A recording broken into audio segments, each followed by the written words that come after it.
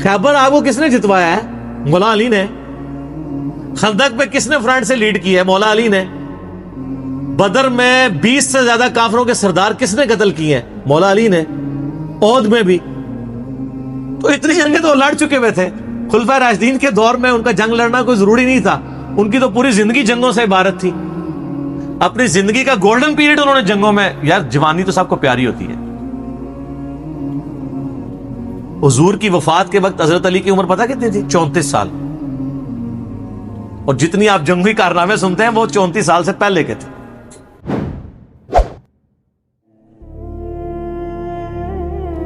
सही मुस्लिम में ऊपर तले 4 हदीस हैं, 6225 से 6228 तक।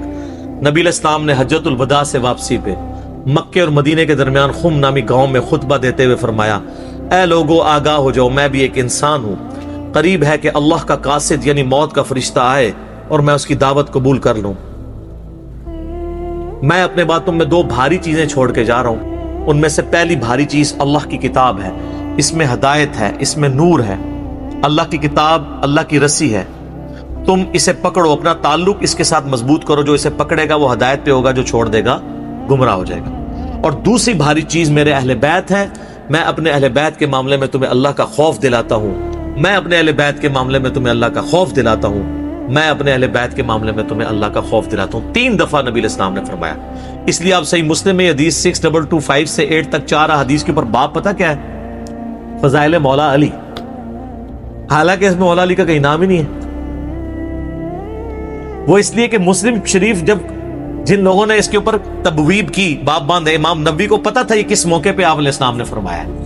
वहां कौन था वो आपको डिटेल हदीस फिर मिलेगी जामिया तिरमिजी में, उसका एक हिस्सा डिटेल पूरी मिलेगी सुनन निसाई अल कुबरा के अंदर, अल मुस्तदरक लिल हाकिम के अंदर, मुस्नद इमाम अहमद में और मिशकात में भी आपको तीसरी जिल्द में मिलेगा कि नबी इस्लाम ने इस मौके पे जब ये फरमाया ना, तो आप इस्लाम ने मौला अली को बुला के अपने साथ खड़ा करके अपना हाथ उनके हाथ के ऊपर रख के यूं सहाबा में बुलंद करके कहा, मन कुन्तु मौलाहु फहाज़ा अलीयुन मौला। और इससे पहले आप इस्लाम ने सूरह अज़ाब की आयत नंबर 6 तिलावत की, अन्नबिय्यु औला बिल मुमिनीना मिन अनफुसिहिम। नबी सरपरस्त हैं, हक रखते हैं जानों से भी बढ़ के उम्मतियों के ऊपर। क्यों? उम्मतियों का काम है कि नबी को बचाने के लिए अपनी जान दे दे। इतना हक है। अपने माँ बाप औलाद सबसे बढ़ के अजीज समझना है, जो बुखारी मुस्लिम में हदीस है, सबसे ज्यादा हक रखते हैं। ये आयत आपने तिलावत करके कहा कि मेरे सहाबा क्या तुम मेरा हक के विलायत या हक के सरपरस्ती अपने ऊपर तस्लीम करते हो? सबने कहा भला यार। तो आप मुझे बताएं, आप तमहीद तो ये बना रहे हैं हक के वलायत वाला, सरपरस्ती वाला। तो तारे जमीर साहब ने जब मौला का तर्जमा ये कर दिया तो सारे पंजे झाड़ के उनके पीछे पड़ गए। कहते हैं अपनी तरफ से कहा है? नबी इस्लाम कह रहे हैं नबी औला बिल मुमिनीना मिन अनफुसिहिम। नबी इस्लाम उसका तर्जमा कर रहे हैं कि मैं सरपरस्त हूं सारे मोमिनीन का। तो आपने जब ये आयत तिलावत की, सब ने कहा भला या रसूल अल्लाह, कोई शक नहीं। तो आपने फिर फरमाया मन कुन्तु मौला हूं। फिर जिसका सरपरस्त और आका और मौला मैं हूं, फअलीयुन मौला हूं, फिर अली भी उसका मौला है। और फिर आपने इसी हालत में कहा, ऐ अल्लाह उससे मोहब्बत रख जो अली से मोहब्बत रखे, और उससे दुश्मनी रख जो अली से दुश्मनी रखे। और सर इससे बढ़ के तो मुस्लिम की हदीस है 240, अली से मोहब्बत नहीं रखेगा मगर मुमिन, अली से बुग़्ज़ नहीं रखेगा मगर मुनाफिक। फिर जो फजाइल सहाबा अहमद बिन हंबल की किताब में जो 2 हदीसें हैं मौला अली से मौकूफन, कि उन्होंने फरमाया कि मेरी वजह से 2 फिरके गुमराह हो जाएंगे और 2 फिरके दोज़ख में चले जाएंगे, एक मेरी मोहब्बत में गुलूफ करके और एक मेरी दुश्मनी में। तो मोहब्बत में गुलूफ करने वाले तो सारे कहते हैं वो राफिदी हैं, तो ये दुश्मनी में गुलूफ करने वाले कौन है? खुद है ये जो ये बयान कर रहे होते हैं, इसलिए वो छुपा जाते हैं। अल्लाह माफी दे आपा। और शहजाद भाई ने जरा सुनाया सी, हमारे एक शहजाद भाई है ना, तो वो एक अहले हदीस भाई को ना ये हदीस सुना रहे थे।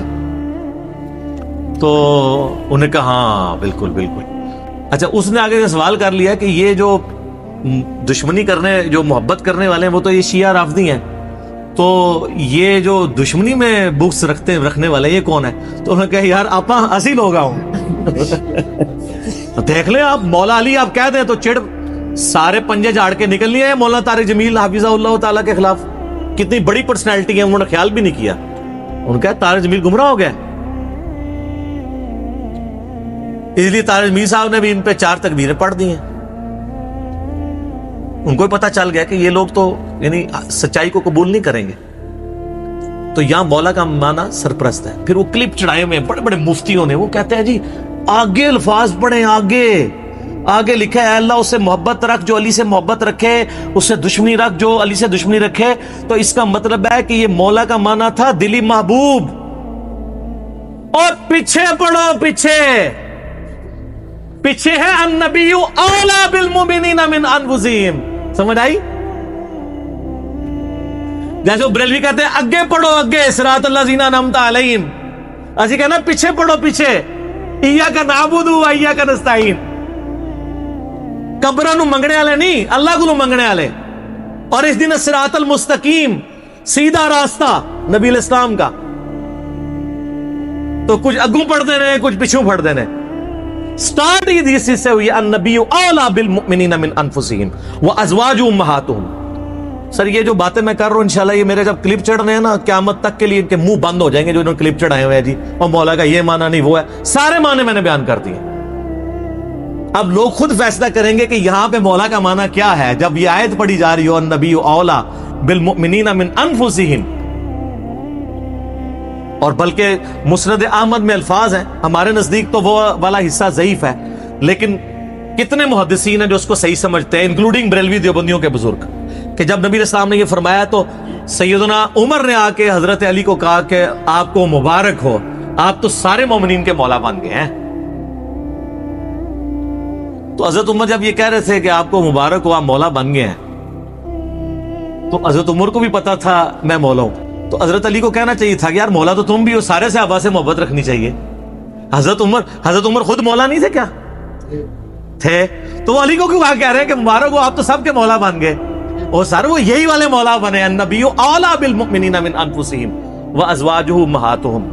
لہذا میں سمجھتا ہوں کہ مولانا اسحاق رحمہ اللہ تعالیٰ کا موقف ٹھیک ہے کہ امت میں مسلمانوں کے سیاسی طور پر پولیٹیکلی گورنمنٹ لیول کے اوپر جو امت میں خلیفہ اول ہیں وہ سیدنا ابو بکر الصدیق رضی اللہ تعالیٰ عنہ علیہ السلام ہے، اور امت میں روحانی طور پر نبی صلی اللہ علیہ وآلہ وسلم کے جو خلیفہ اول ہیں وہ سیدنا علی بن ابی طالب ہے.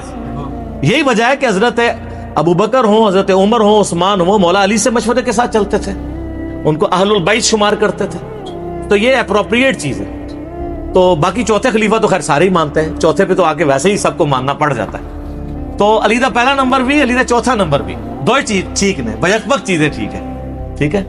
تو باقی ان معنوں میں ٹھیک نہیں ہے کہ کوئی معاذ اللہ ابو بکر عمر رضی اللہ عنہما علیہم السلام پر سب و شتم کرے یا ان کی خلافت کو غاصبانہ کہے، نعوذ باللہ. ان معنوں میں بات نہیں کر رہا. تو یہ اللہ مولا اور علی مولا میں بہت فرق ہے. ٹھیک ہو گیا. تو یہ اکثر کہتے ہیں کہ جی وہ علی مولا کہنے سے وہ جو ہے نا پھر وہ اس طرف لوگ چل پڑیں گے. تو سر وہ تو آپ اللہم صلی علی سیدنا و مولانا محمد پڑھیں گے تو وہاں تو مولانا ہے جو قرآن میں انت مولانا فانصرنا علی القوم الکافرین. تو آپ دروشی میں مولانا پڑھنا چھوڑ دیں گے؟ تو دیکھیں آپ اہل بیت کی دشمنی انسان کو کہاں تک لے جاتی ہے کہ آپ کو پھر بہت کچھ چھوڑنا پڑ جاتا ہے. تو بہتر یہ ہے کہ آپ صبح و شام تسبیح نکالا کریں، صرف ایک دفعہ کہہ لیا کریں کیا نہ میں وہابی نہ میں بابی، میں ہوں مسلم علمی کتابی. نہ ہم سو کالڈ وہابی ہیں، کوئی علمی بات کرے اسے وہابی کی گالی دے دیتے ہیں، اپنے زوم میں سے گالی سمجھتے ہیں. اور نہ ہم بابوں کا دفاع کرنے والے بابی ہیں، ہم علمی کتابی ہیں. تو مولا علی ہمارے مولا ہیں جی، اور انشاءاللہ ہمیں قیامت والے دن مولا علی کے ساتھ ہماری دعا ہے اللہ تعالیٰ ہمیں ان کے ساتھ محشور فرمائے، اہل بیت کے ساتھ محشور کرے، اور مولا علی کے دشمنوں کو، ان سے بغض رکھنے والوں کو آل امیہ کے ساتھ محشور کرے جن کی وہ طرفداری کر رہے ہوتے ہیں. ٹھیک ہے، تاکہ ان کو کہتے ہیں بیان نہیں. وہ ایک اہل حدیث عالم مجھے کہنے لگے کہ یار وہ کٹر ناس بھی تھے، پھر بعد میں جب وہ چینج ہوئے 60+ ایج ہے، کہتے ہیں میں نے جمعہ پڑھایا تو میرے ماموں بھی تھے جو اہل حدیث عالم تھے. یہ اہل حدیث کا حال ہے. دیوبندی بریلوی تو بیچارے بالکل ہی گئے گزرے ہوتے ہیں علمی طور پہ، پھر بھی اہل حدیث کی اپروچ پھر بھی علمی ہے، قرآن و حدیث سے شغف ہوتا ہے. تو کہتے ہیں میں نے پہلی دفعہ زندگی میں محرم کا جمعہ فضائل اہل بیت پہ پڑھایا. تو کہتے ہیں اس میں میں نے حدیث بیان کر دی کہ علی سے محبت نہیں رکھے گا مگر مؤمن، علی سے بغض نہیں رکھے گا مگر منافق۔ تو میرا جو ماما جو عالم تھا مجھے کہنے لگا اے حدیث کتنے لکھی ہے؟ تو میں نے کہا مسلم شریف میں۔ کہنا لکھی ہوئی سی تو ضروری تو نہیں سی کہ بیان بھی کیتی جاندی، کہ اگر لکھی ہوئی تھی تو ضروری تھا بیان بھی کرتے۔ یہ سر لٹمس ٹیسٹ ہے۔ کسی جو کہتا ہے نا مجھے اہل بیت سے بڑی عقیدت ہے، نہیں نہیں ہم صحابہ کا بھی احترام کرتے ہیں اہل بیت کا، آپ اس کو ایک میسج کر دیں علی سے محبت نہیں رکھے گا مگر مومن، علی سے بغض نہیں رکھے گا مگر منافق، تو آپ اس کے رسپانس سے چیک کر لیجئے گا وہ کتنی محبت کرتا ہے۔ لیکن یہی آپ جعلی حدیث بنا لیں کہ ابو بکر عمر عثمان سے مومن ہی محبت رکھے گا اور اس سے دشمنی منافق ہی رکھے گا، آپ کو کچھ بھی نہیں کوئی کرے گا۔ آپ کسی اہل حدیث کی مسجد میں یہ وائٹ بورڈ پہ حدیث لکھ کے لگا دیں علی سے محبت نہیں رکھے گا مگر مومن، علی سے بغض نہیں رکھے گا مگر منافق، تو آپ دیکھیے گا پھر شام تک وہاں پہ گڑبڑ شروع ہو جائے گی کہ کوئی شیعہ لکھ گیا۔ اور حضرت ابو بکر کے لیے جعلی بنا کے لکھ دیں، کوئی تکلیف ہی نہیں ہوگی۔ آپ کو میں بتا رہا ہوں مینٹالٹی کیسے بنائی گئی ہے۔ تو جب جو بیماری ہوتی ہے نا اسی کا علاج ہوتا ہے۔ مجھے کہتے ہیں آئے دن ہر لیکچر میں رفع الیدین کا ذکر کرتا ہے، کبھی سورہ فاتحہ کی کوئی تلاوت کر دیا کرے، کوئی اتحیات سنا دیا کرے۔ بھئی جس میں مصیبت پڑی ہوئی ہے اسی کا ذکر کروں گا نا، فاتحہ تو پڑھ رہے ہیں، اتحیات بھی پڑھ رہے ہیں، چھوڑا رفع الیدین ہوا ہے تو میں رفع الیدین پہ زور دوں گا نا۔ یہاں پہ بھی سنیوں نے جو چھوڑا ہوا ہے میں نے اسی کے اوپر ہی زور دینا ہے نا۔ حضرت ابو بکر عمر عثمان سے تو کوئی سنی بغض نہیں رکھتا، مسئلہ یہاں پہ ہے۔ وہ کہتے ہیں ہم انکاری تو نہیں حضرت علی کی شانوں کے، ہم کہتے ہیں انکاری کا مسئلہ نہیں ہے، آپ اقراری نہیں ہے۔ ہم کب کہہ رہے ہیں آپ انکاری ہیں؟ جتنے شد و مت سے آپ باقیوں کے لیے اقرار کرتے ہیں مولا علی کے لیے بھی کریں، ان کے اوپر بھی کانفرنسز کروائیں۔ آپ تو محرم کے چار جمعے جو ہیں شیعہ کے خلاف پڑھا جاتے ہیں، اہل بیت کے فضائل کا ذکر نہیں کرتے، اور جو زیادہ ذرا بدبخت ہیں وہ فضائل یزید پہ پڑھا دیتے ہیں۔ تو پھر اہل بیت کی باری کب آئے گی؟ خود آپ نے ان کو ان کے کھاتے میں ڈال دیا ہوا ہے۔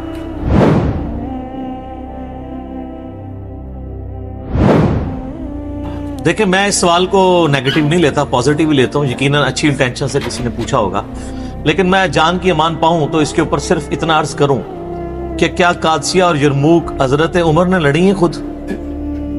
وہ تو خلیفۃ المسلمین تھے، تو یہ کہیں گے نہیں لڑی۔ تو ان سے پوچھے اس کی وجہ کیا تھی؟ وہ کہیں گے اس لیے کہ وہ مسلمانوں کے امیر تھے، وہ آگے جا کے شہید ہو جاتے تو پیچھے مسلمانوں کی جمعیت ٹوٹ جاتی۔ یہ بھی وہ کہے گا جس کو تھوڑا بہت کوئی علم ہوگا تاریخ کا، باقی تو منہ ہٹ کے بیٹھ جائے گا اے کے سوال کرتا ہے۔ تو اور حقیقت بھی یہی ہے۔ آپ کو پتا ہے کہ سیدنا عمر خود قادسیہ لڑنے کے لیے جا رہے تھے، کیونکہ یرموک سے زیادہ سخت جنگ قادسیہ کی ہوئی ہے۔ اس کی وجہ یہ تھی کہ جو رومن امپائر تھی نا، ان کے آج کی جس طرح آپ سمجھ لیں امریکہ، صدیوں سے وہ ورلڈ چیمپئن تھے، سپر پاور تھے۔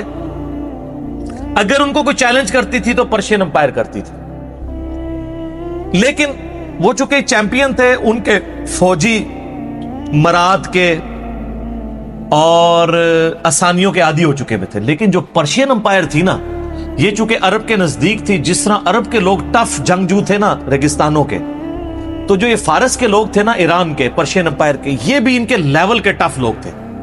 بلکہ ان کے پاس تو ہاتھی بھی تھے، عرب کے گھوڑے تو ہاتھی دیکھ کے بھاگ جاتے تھے۔ بڑی مشکل سے پھر مسلمانوں نے 8,500 مسلمانوں کی قربانی سے قادسیہ جیتی گئی ہے۔ وہ آپ عمر سیریز سر دیکھیں تو آپ کو پتہ چلے قادسیہ کیا ہوئی ہے۔ تو نہج البلاغہ میں مولا علی کا ایک خطبہ موجود ہے جو میں نے جو ہے مسئلہ 162A میں بیان کیا تھا، کلپ لاکھوں لوگوں نے دیکھا ہے۔ خلفائے ثلاثہ کی شان میں مولا علی کے خطبات، 5 خطبات، ان میں سے اب یہ شیعہ کی کتاب کے اندر خطبہ موجود ہے۔ سنی تو ویسے ہی مانتے ہیں کہ حضرت عمر نے مشورہ لیا کہ میں قادسیہ کے لیے خود جانا چاہتا ہوں، بڑی جنگ ہے، میں خود لیڈ کروں۔ لیڈ کرنے سے یہ ہوتا ہے کہ پھر وہ نچلے لوگوں کا مورائل بلند ہوتا ہے۔ تو حضرت علی نے آ کے ان کو سمجھایا، اور بڑے زبردست الفاظ ہیں، ورڈ بائی ورڈ میں نے اس میں پڑھے ہیں نہج البلاغہ سے۔ وہ کہتے ہیں کہ تم جو نا اس وقت مسلمانوں کی، جس کو ہم وہ کہتے ہیں نا، وہ قلعہ ہو، یعنی جب کسی جانور کو بھاگنے سے بچانا ہونا تو اس کو ایک قلعے کے ساتھ باندھا جاتا ہے، وہ سینٹر ہوتا ہے۔ قلعہ قائم ہے تو جانور قائم ہے، قلعہ اکھڑ گیا تو گیا تو ان کا تم مسلمانوں کا اس وقت سینٹر ہو، اگر تم مارے گئے تو پیچھے مسلمانوں کی جمعیت بکھر جائے گی، تم اپنی جگہ کسی اور کو بھیج دو۔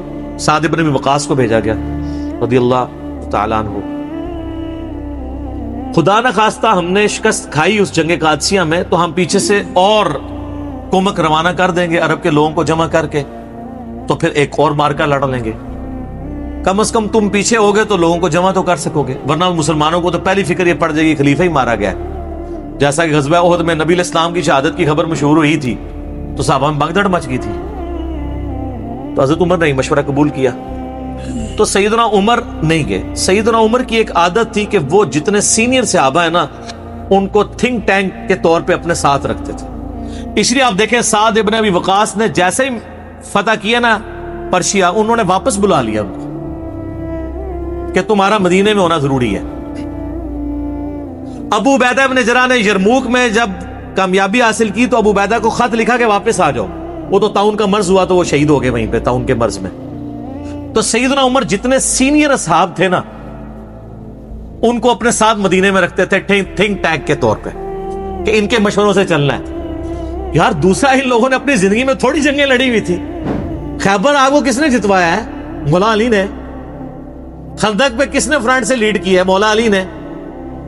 بدر میں 20 سے زیادہ کافروں کے سردار کس نے قتل کیے ہیں؟ مولا علی نے۔ احد میں بھی۔ تو اتنی جنگیں تو لڑ چکے ہوئے تھے۔ خلفائے راشدین کے دور میں ان کا جنگ لڑنا کوئی ضروری نہیں تھا، ان کی تو پوری زندگی جنگوں سے عبارت تھی۔ اپنی زندگی کا گولڈن پیریڈ انہوں نے جنگوں میں، یار جوانی تو سب کو پیاری ہوتی ہے۔ حضور کی وفات کے وقت حضرت علی کی عمر پتہ کتنی تھی؟ 34 سال۔ اور جتنی آپ جنگی کارنامے سنتے ہیں وہ 34 سال سے پہلے کے تھے۔ میری 42 سال ہونے والی ہے، آپ اندازہ کر لیں۔ 34 سال میں خیبر ہو چکی ہوئی ہے۔ تو خیبر کب لڑی گئی؟ جب حضرت علی کی عمر 28 سال تھی، آلموسٹ 28 سال کی عمر میں انہوں نے ابن عبد الود کو قتل کیا جو 100 بندوں سے اکیلا لڑ لیتا تھا۔ مرہب کو قتل کیا ہے خیبر میں، ابن عبد الود کو خندق میں، اور خندق تو اس سے بھی پہلے ہوئی ہوئی ہے۔ تو حضرت علی جو کہ تھنک ٹینک تھے، یعنی انٹیلیجنشیا آپ کہہ لیں۔ حضرت عمر کے دور میں چیف جسٹس تھے حجاز کے، کوفے کے چیف جسٹس ابن مسعود، شام کے چیف جسٹس ابو درداء، اور مدینہ میں چیف جسٹس مولا علی۔ تو وہ تو ایک مین پوسٹ کے اوپر تھے، اس لیے جنگیں نہیں لڑی۔ اب رہ گیا کہ وہ بعد میں جنگ جمل صفین نہروان کے لیے کیوں چلے گئے؟ وہ اس لیے چلے گئے کہ اس وقت مسلمانوں میں ہی دو گروہ بن گئے تھے، حق ایمبیگوس ہو گیا تھا، مبہم ہو گیا تھا۔ اس کے لیے ضروری تھا کہ حضرت علی خود میدان جنگ میں اترتے تاکہ لوگوں کو یقین آ جاتا کہ اگر حضرت علی باغیوں کے خلاف قتال کر رہے ہیں جنگ جمل صفین اور نہروان میں تو یہ قتال حق پہ مبنی ہے۔ کسی کو بیچتے تو لوگوں نے کہنا تھا یار ادھر سے تو حضرت عائشہ اور طلحہ اور زبیر آ گئے ہیں رضی اللہ عنہم اجمعین وعلیہم السلام اجمعین، ادھر سے عمار ابن یاسر چلے جاتے ہیں تو لوگوں نے کہنا تھا یار وہاں تو حضور کی بیوی ہیں، اتنے جیے سے آبا ہیں، چلیں عمار ابن یاسر سیدہ عائشہ کے علاوہ باقیوں سے تو تگڑے تھے لیکن مولا علی خود جاتے تو پھر اس میں، ورنہ تو جنگ جمل ہار جانی تھی انہوں نے اگر حضرت علی خود نہ جاتے۔